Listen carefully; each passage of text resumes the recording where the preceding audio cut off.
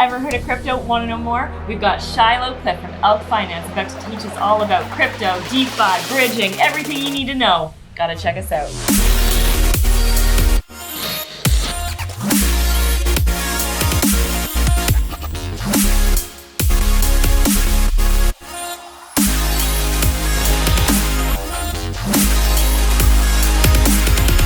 Hey, welcome. We're here with Shylo Cliffe from Elk Finance. We are having mind-bending conversations about all things crypto and blockchain. So welcome. Yeah, great to be back. Thanks for having me again. Absolutely. My brain is just going. I have so many questions. We got to cover some amazing stuff. I asked what is crypto, which we had to back that up to what is blockchain. Right. We got to find out all about that. We got to find out the difference between DeFi, CeFi, benefits, risks, what that means. And then you had mentioned this throughout, is that there are different blockchains, and that's where my head is going now. I need to understand what is the difference of blockchains. But before we get into that, the reason why we are here today is you're gonna have your own show. Yeah. And it's coming soon. Yeah, I'm super excited. That's gonna be great. Oh my goodness, we cannot wait, because you're gonna be able to hear tons of great stuff on how the crypto world is in business and what to do with it, what are the risks, what are the benefits. You have it all coming up, so we're gonna launch that soon. You guys just hang in there, because he's educating us first. Right? What, tell me now, are different blockchains? Yeah, so this is when it gets tricky. You've heard of Bitcoin. Some of you maybe have even heard of Ethereum, right? Yeah. Yes. So these are the two most popular examples of blockchains. Okay. Now, they're basically separate trains, separate tracks, if we go back to kind of the metaphor we made before. Different code. Different code. They work differently. They have different rules. Okay. Yeah, the basis of, all of what I've said so far in the previous episodes holds true for both trains, for both blockchains, for both Bitcoin and Ethereum, and basically any blockchain. Right. Yeah. But there are small, nerdy differences that occur on different blockchains. Okay. For example, on Bitcoin, on that blockchain, you can't create little programs that do stuff. Okay. Yeah, and on Ethereum, for example, you can, and these are called smart contracts. Okay. Now, and this is where I get super interested in crypto, because you can start to do stuff with your assets, your tokens on anything you own on the blockchain. Okay. With what are called smart contracts. All right. Yeah. Okay. So Give me an example. great. So on of course that's great. So let's say on Elk Finance, right? Okay. Yeah. We have something called farms. Now, I'm not going to get into these and how they work. That's a different episode. Like a real farm? Yeah, like almost like a real farm, except not at all, and there's no work to it. Oh, But basically, nice farm. yeah, it allows you to set up a little program to allow users to, let's say, put their tokens in, and so other people can trade between them. Okay. And you to earn a little interest, a little fee from each person who trades, and you get some bonuses. Okay. And you could do that on a chain like Ethereum, on a blockchain, commonly referred to as a chain, on Ethereum. You can create these little programs that automatically figure out how much each user earns, that allows users to trade between things, and do that sort of stuff. On Bitcoin, you can send your Bitcoin around. But it's manual. Yeah, but that's all you can do. Okay. You can just... Because the code's locked in. Right. You can't create these complicated functions. You can build stuff on top of it but So we're not going to get into that. a day trading bot in Ethereum that's just doing stuff. Yeah, and you could build basically a simple bot with the code that maybe does some little cool tricks. Yeah. Okay. You'd usually build the bot external to interact. Yeah. But you could. So basically in Ethereum, you have your train, you have your packages, and these crazy little robots running around, moving around, doing stuff. Exactly. Okay. Yeah. And they're acting on your behalf. They're telling those little workers who move the packages what to do instead of you telling them.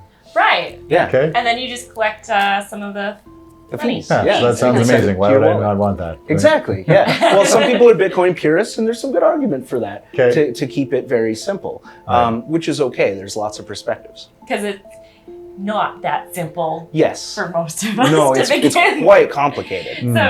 So with different blockchains, we have different, like Ethereum, you've got Bitcoin.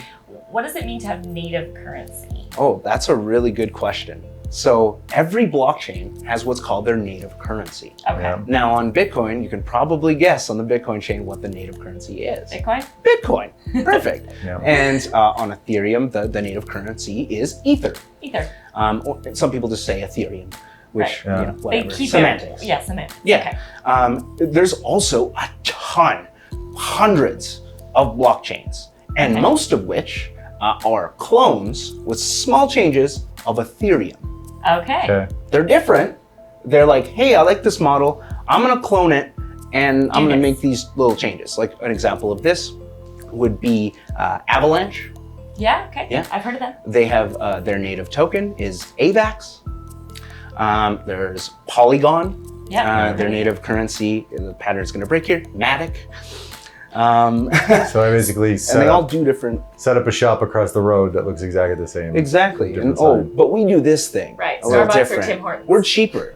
You know, so one reason, and Yeah. one of the biggest that folks set up other chains other than Ethereum is they wanted to make transactions often cheaper or faster. Right. So Ethereum and Bitcoin get busy. Yeah. The gas And the fees gas fees go go higher. high. So I'm Yeah. like, well, screw that. I'm going to open my own one over here that's not busy and charge people less and bring everybody Exactly. over. Exactly. Got And it. that's one of the reasons it could be faster, the way it's coded, because you can't like really make these huge changes easily on Ethereum to make it faster, Right. you know, because it requires everyone's vote to do that, and it's a whole thing. Right. Now, like in let's say Polygon's case, they're another blockchain, and how they've set up their blockchain is all of the transactions you do there are like, you know, a few cents generally, or, you know, tops maybe 50 cents when it's busier, or Okay. a buck of what's called Matic, depending on the price.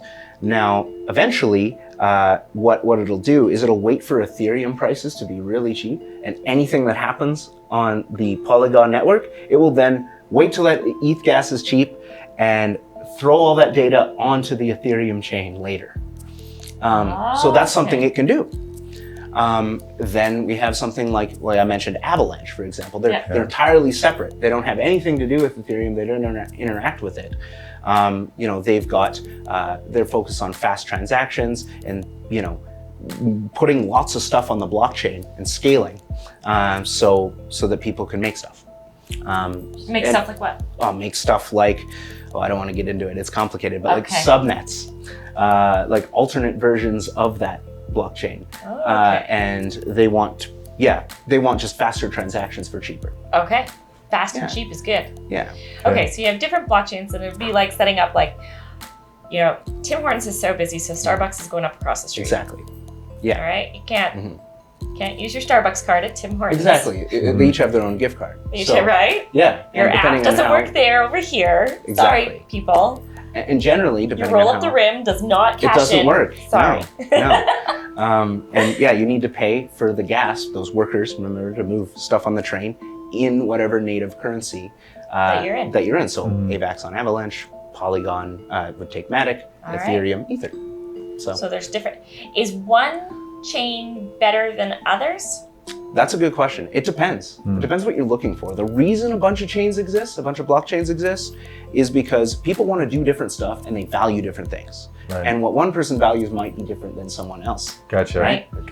You say it's valuable. I disagree. Yeah, you're like, no, there's people Okay. who are absolutely like Ethereum only or Bitcoin only, because they value it and they're Ethereum, you know, Bitcoin, obviously the most secure, right?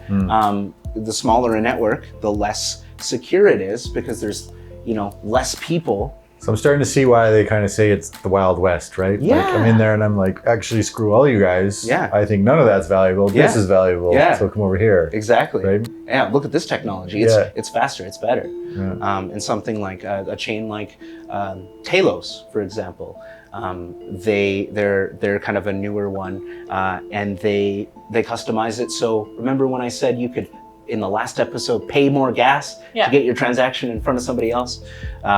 Whoever pays more gets it first. Yeah. They've eliminated that. Okay. So on In theirs, the code. it's everyone in order. In the code, you can't do that. So now I'm starting to see why centralized currency are bad, because they slow you down. You can't keep up to that rate of evolution, which is good because everything is going to evolve so fast. Yes, It's crazy. it's tricky, and people are looking for different things. Right. And you can't have a CFI because it will slow you down. You won't be able to. Are you Yeah. kidding as how fast. long it takes for you to get money? Right. Sure. In like when you go to the bank, like Oh, if you sure, want more yeah. than your limit, Yeah. there's all these hoops, these Right, right. steps, Yeah. like Yeah. Okay. right? Like All right. nothing was more annoying when you're trying to get a Ain't you know. down Yeah. payment for a house, and you're like, no, you can't access all that money at this Right. point. And if it's your Okay. money in DeFi on the blockchain, you can access it anytime, and that's true with Yeah. all of the blockchains Gotcha. that are out there. So now you're transferring trains, or you're kind of looking around at what everybody's Yeah, building. which train and do you're I "Ooh, like?" that one. I like this Yeah. one. I like this one. This I could see being big or that or Yeah. not. So yeah, Okay. I think you get a lot of choice. Got it. Cool. I like choice. Mhm. Okay. I like control. Yeah. I don't know if you know that about me. and the tricky part is you got so many trains, you got so much to keep up with and to interact with and to understand. There's so many different trains. How do you move from train to train? You need a And bridge. And you need a bridge, and that's where Elk comes in. Oh, we're going to Okay. talk about But bridges. we'll get into That's that. the next yeah. episode. Let's talk Yeah. about that Okay. next time. Yeah. So people who want to learn more, obviously they're going to watch your show because it's going to be amazing. That's the hope. But they can reach out to you. How do they get a hold of you? Yeah, so the best way is head on over to our website at elk.finance. You can follow us on Twitter at elk_finance, or email me directly. May take a while for me to get back. Because you're not DeFi. I'm not. Yeah, that's right. That's right. Yeah, because I am a centralized entity. No, I'm just kidding. snake@elklabs.org. So thanks. Thanks so much. Awesome. D5. D5. We'll catch you guys next time.